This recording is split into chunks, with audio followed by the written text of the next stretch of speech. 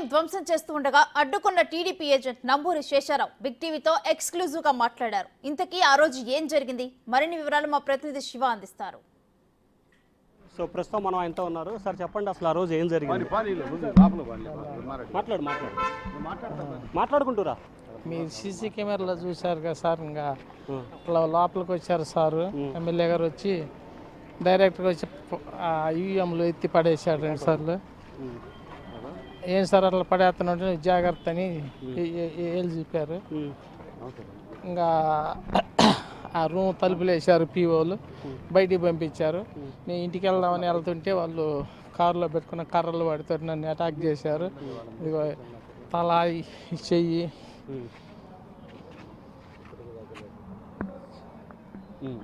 ఇంకో చెయ్యి, కాళ్ళకి, తొడలు అన్నీ బాగా కొట్టారు. కొడితే మా పిల్లలు నేను చచ్చిపోయిన చంపేస్తారని వాళ్ళు కొద్దిగా వాళ్ళ కార్ల మీద అటాక్ చేశారు. నన్ను బయటికి తీసుకెళ్లారు. సో ఇప్పుడు మీరు దాదాపుగా ఇది 13వ తారీఖు జరిగింది. ఎందుకు మీరు 13వ తారీఖు నుంచి ఫిర్యాదు చేయలేదు? ఇప్పటివరకు చేశారా ఫిర్యాదు? ఎవరి మీద చేశారు? చేయలేదండి, చేయటానికి భయపడ్డాం మేము. మమ్మల్ని చంపేస్తారని.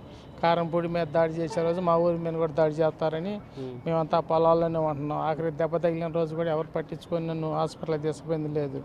మేము ప్రైవేట్ పరంగానే కుట్లు వేపించుకున్నాం ఆర్ఎంపీ డాక్టర్ చేతనే వేయించుకొని పొలాల్లోనే ఉంటున్నాం. ఊర్లో ఉంటే ఎప్పుడు ఏం జరిగింది ఎమ్మెల్యే వాళ్ళని తీసుకొని వచ్చి కొడతారని భయపడుతున్నాం. సో అంటే ఇప్పటి వరకు పోలీసులు కానీ మిమ్మల్ని ఎవరైనా కలిసారా? అసలు ఏమన్నారు? మీకు ఎటువంటి రక్షణ కావాలని కోరుతా ఉన్నారు?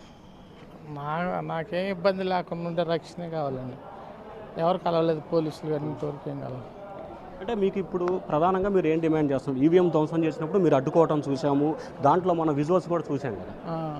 దానివల్ల నాకేమన్నా ప్రాణాన్ని ఇట్లాంటి మా కుటుంబాలకు ఏమన్నా ఇబ్బంది కలగజేస్తారని భయపడుతున్నాం అంతే. ఉదయం మీ ఇంటికి వెళ్ళినప్పుడు పాల్వా జంక్షన్లో మీ పిల్లలు, భార్య మాకు చాలామంది బెదిరింపులు ఫోన్లు చేస్తున్నారు, బెదిరిస్తున్నారు అని చెప్పి అంటున్నారు. ఎట్లా తీసుకోవాలి? అంటే నేను ఫోన్ తీసేసి చాలా రోజులు అయింది. నేను ఫోన్ వాటల 13వ తారీఖు నుంచి అసలు నేను ఫోన్ వాటల. ఇంకా వాళ్ళ ఫోన్లకు బెదిరిస్తున్నారు. మరి నేను ఒంట్లో పొలాల్లోనే ఉంటున్నాం. ఉదయం మొత్తం రాత్రి పొలాల్లోనే ఉంటున్నాం. ఏదో వైద్యం కోసం అప్పుడప్పుడు వెళ్ళి చేయించుకుంటున్నాం వైద్యం ఆర్ఎంపీ డాక్టర్. ఈ 10 రోజులు ఎక్కడ ఉన్నావు నువ్వు? నీకు ఎటువంటి సౌకర్యాలు ఎవరైనా కల్పించారా? పార్టీ ఏ రకంగా అండగా ఉంది? ఎవరు కలిపిలేదండి. మేము పొలాల్లోనే ఉంటున్నాం. ఎప్పుడు వచ్చి వాళ్ళు కొడతారో అనే భయం చొప్పున పొలాల్లోనే ఉంటున్నాం. ఊరు పొలాల్లో ఉన్నాం, పాల్వాయి గేట్ పొలాల్లోనే ఉంటున్నాం. సో ఫైనల్గా మీరు ఎటువంటి రక్షణ కావాలనుకుంటున్నారు? ప్రభుత్వాన్ని ఏం డిమాండ్ చేయబోతున్నారు? ఇప్పుడు ఎవరిని కలవబోతున్నారు? మా ప్రాణాన్ని తలపెట్టకుంటే సార్ మా కుటుంబానికి.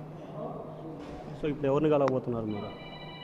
పార్టీ ఆఫీస్కి వచ్చాక వర్ల రామయ్య గారిని. అంటే ఈసీని, డీజీపీని కలవాలనుకుంటున్నారు కదా?